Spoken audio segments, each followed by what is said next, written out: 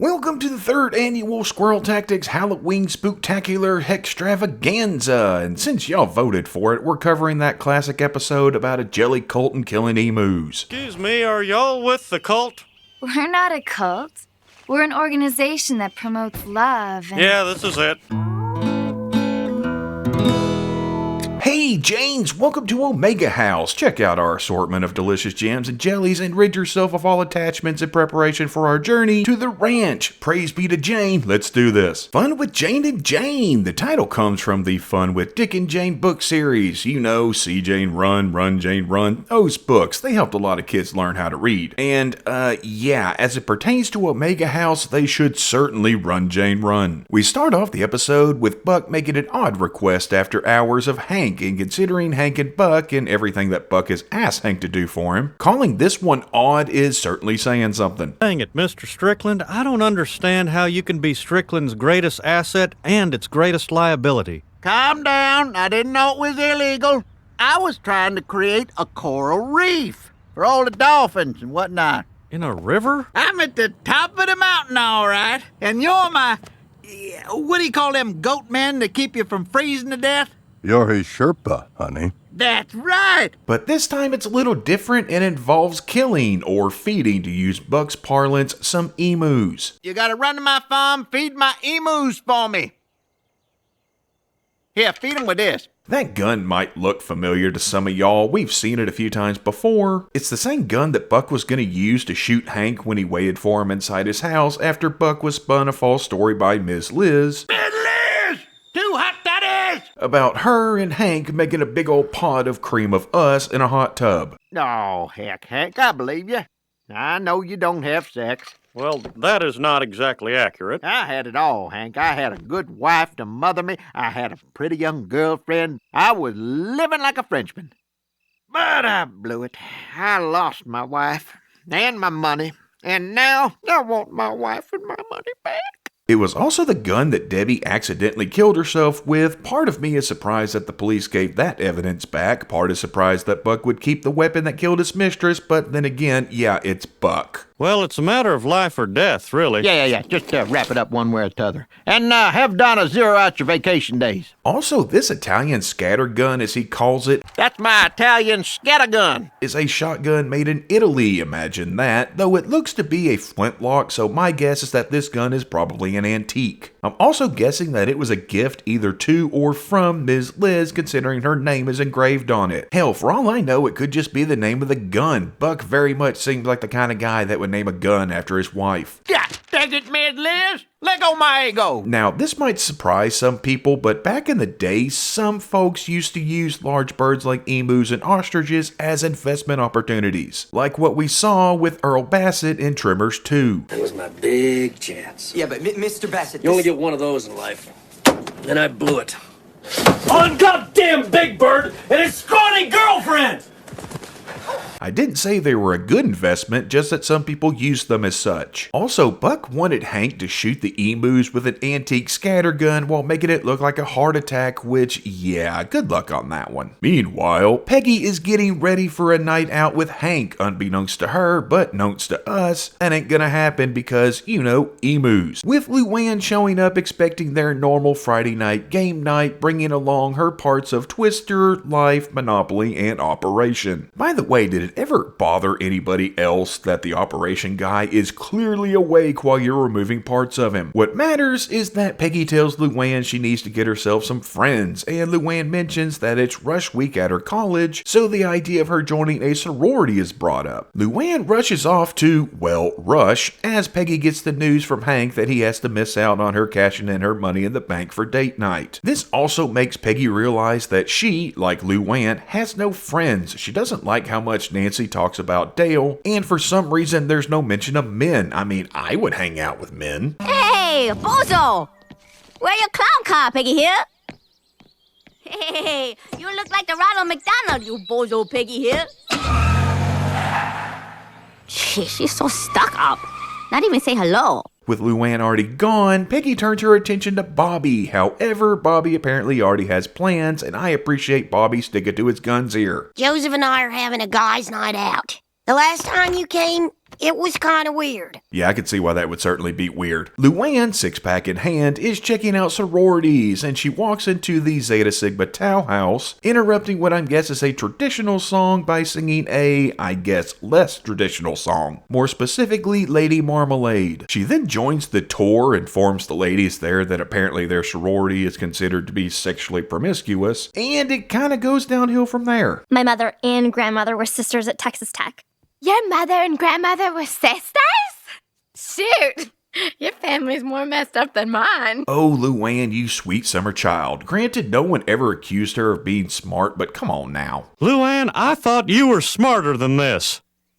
I did. To somewhat defend Luanne here, these girls are laughing at her and acting all high and mighty, trying to get into some highfalutin sorority at what school exactly? Heimlich County Junior College. Come for a visit. Stay for the beauty school. Yeah, y'all are acting like that at a damn junior college. We ain't talking about Baylor or Rice here. We're talking about a bunch of girls acting stuck up at a community college. I feel I should add that I say this as someone with a degree from a community college. Go Rangers. I'm just saying, why are any of them acting like they're fancy or something when they are still going to a community college just like Luanne? Anywho, Hank has drafted the guys to help with his emu eradication, and I suppose this would be a good time to mention that emus can be more difficult to kill than you would expect. Heck, I can't kill something that tickled me. And we have a historical example of this with Australia's Emu War. I made a whole video on it over at Squirrel History, but basically, in October 1932, the Australian Army was sent to Western Australia in an attempt to curb the emu population that was sadly wreaking havoc on the crops. They attempted to do so using World War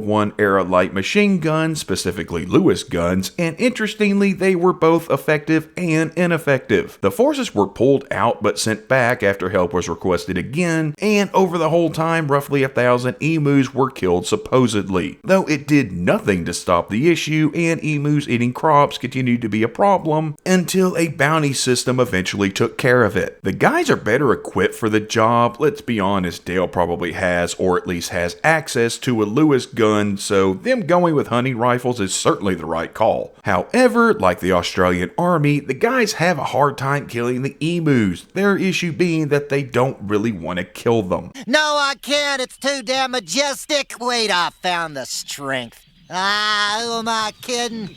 Hey, is that one laughing at me? No, he's still being majestic. Or is he? Luanne is drinking her troubles away on a bench. To alcohol, the cause of and solution to all of life's problems. And she's approached by Jane, a recruiter for a cult known as Omega House. It's got a Greek letter like the sororities do, and it's the last Greek letter often associated with the end. You know, the whole alpha and omega, beginning and end thing. So it's basically the end house. Luanne, of course, doesn't know any of that, and sadly all it takes for Jane to get Luanne interested is to act like a decent person. Those damn cultists being all kind and warm and accepting and all that crap. Your mother is in jail? Wow. It's amazing that you're in college and not trying to mug me or sell me drugs right now. I think so too. By the way, this Jane here, as well as the sorority tour guide from earlier, were both voiced by Anna Faris. Zeta Sigma Tau! Luanne gets invited to move into the Omega House right away, and she runs home to tell Peggy about it, who herself is playing a solo game of Operation, though her skill level makes it more like torture from Milton Bradley. Yeah, that poor bastard. As that's going on, Hank is reluctantly lying to Buck about killing the emus using some of their feathers as proof. The emus are actually in the van, though props to the guys for getting them wrangled in there. That could not have been easy. Luanne drops by her new home, where she's let in past the locked gate. The code, by the way, is 751, but as she goes in, we see the Jane that recruited Luanne get grabbed by some men in a dark van, at which point we find out that her real name is Lisa, she's been brainwashed, and apparently the cult is rather litigious, as cults often tend to be. I'd also like to point out that they apparently have their own brand of scented candles. I'm a fan of scented candles, so yeah, that kind of stuck out to me. So the whole idea here is to feed the girls nothing but rice while brainwashing them using love and acceptance into losing their individuality, and ultimately becoming another Jane, shedding their old life and old name, embracing their new place among the cult that tells them to cast off what their parents called them or told them or labeled them, and simply be Jane. Luanne is surprisingly difficult to break into Jane Think, perplexing the Jane in charge, who's voiced by Tara Strong, by the way. Here's a little trick I use to remember my name. Okay, I think of a man named Lou, and then a woman named Anne. They meet in a kingdom in the forest. The guys are trying to figure out what to do with the emus, who apparently have been in the van all night, and even Dale can't stand the smell of them. Hank is worried about Buck finding out that he lied, something that's rarely the case the other way around. Let me tell you about another reckless driver, a man named Paul Revere. You see, he had a horse that ran very... Oh, screw it, old top. We're bribing the cops to stay in business. He's on the take? However, Bill has to be Bill and ends up letting the emus out when he tries to pet them. The guys attempt to catch them all like some kind of redneck version of Pokemon, but ultimately they end up getting away and the guys are a little worse for wear. Why does everything I love run away from me? Because you have to pet everything like an idiot. Back with the cult, they continue doing cult things, telling the girls that everyone is lying to them, including their own bodies, and that only they know the truth and only they really love them. This is also when we first hear about the Omega Ranch, and no, that's not the origin for the produce at Omega Mart. Some customers have confused Omega Mart lemons with lemons. For that, we're sorry. Please return this product to Omega Mart immediately, or for assistance, please call the number on your screen. For your safety, this product has been removed from our shelves and will be carefully disposed of. Omega Mart thanks you for your continued trust. Omega Mart, you have no idea what's in store for you. No, rather that's where the Janes are sent to essentially be worked as slaves to make jams and jellies and possibly scented candles. Kinda gives me a Scanner Darkly, the drug rehab center is actually where the drugs are made kind of feeling. Maybe that's just me, however this whole rigmarole is interrupted by the arrival of a pizza guy. Now, two things here. First, Luanne did not know that they were only having rice for breakfast again. She was surprised when she saw it, so why would she order a pizza? And B, how did the pizza guy know the code to the gate? If those ladies are as big on security as we're to believe, how the hell did he get in there? Also, Main Jane here mentions that as it pertains to the bathroom, there is no longer 1 and 2, but only going number 3. Not quite sure what number 3 is, but yeah. Oh, and the pizza stunt ends up getting Luanne locked in a closet, something that her parents used to do to her as a child. You have an independent streak that makes it very difficult for us to love you. This whole time, by the way, Peggy is going through her yearbook and the phone book looking for people to call. Yeah, that's pretty sad there, Peggy. Luanne is able to come out of the closet and join the Janes in selling their jams and jellies on the roadside, which is where Hank and the guys come across her. She tells them about being treated badly, though Hank thinks that she's just drunk and that they must drink too much if they have to hawk jams and jelly in order to afford to buy booze. Yeah, he is totally wrong here, however he does insist that Luanne come home with him, therefore being right for the wrong reason. And no, you are not tripping. That is an emu. Go!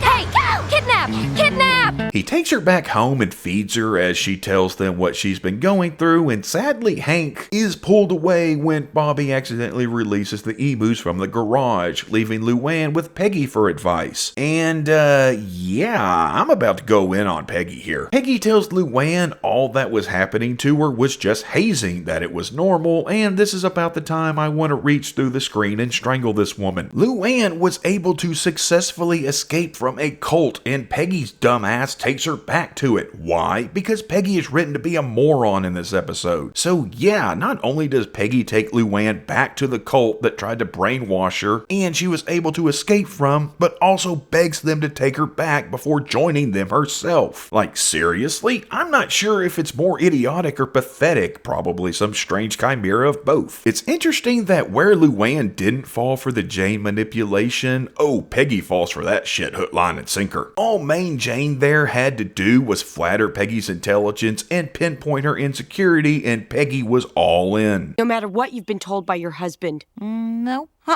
Your father. Not really. Mother.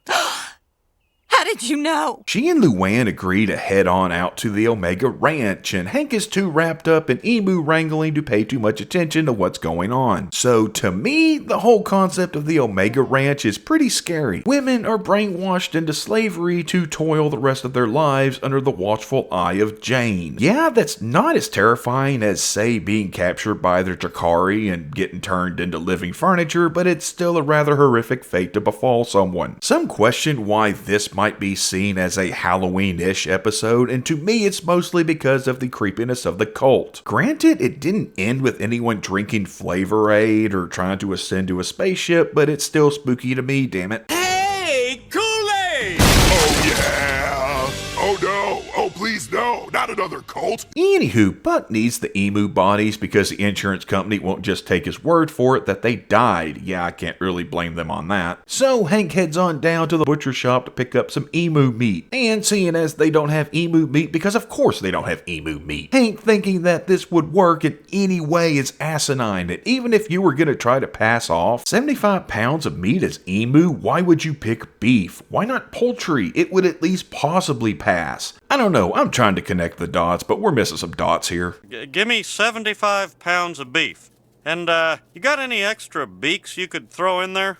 Don't worry, Hank, I got some beaks. It should be noted that it's somehow both worrisome and yet not surprising that Dale has extra beaks lying around. Makes me wonder what else he could possibly have to help in that particular situation. It is also from Dale that Hank finally learns that Omega House is a cult, that no, Luanne was not drunk or being hazed, she was being brainwashed and indoctrinated. He explains their whole spiel, he'd done work for them before and they paid him in jams and jellies, as jams and jelly cults will do, and Hank finally figures out that Luanne and Peggy may be in over their heads. What I'm babbling about is how the Omega cult recruits unsuspecting young women from campus, deprives them of protein, bathrooms, and all contact with their families and friends, then ships them off to a ranch for general enslavement. Oh God, Peggy! They show up at the cult house but can't get in due to the gate. Again, the pizza guy had no issue with this, but it somehow stops Hank. And when he sees old Jane and blonde Jane loading up on the bus, totally ignoring his calls to them, well, this is the point where them getting 75 pounds of beef actually comes in handy as opposed to getting the same amount of poultry. You grill some beef, that's gonna get folks' attention. Grill some poultry, not so much. So the beef made sense later on, but doesn't really make sense overall. They spy some fellas grilling and start cooking their beef, fanning the smell of cooking meat towards the cultists because every Texan will tell you nothing's gonna snap you out of brainwashing quicker than the smell and taste of good old-fashioned beef. Beef. It's what's for dinner. Ugh! My arm! It's cramping! I'm down!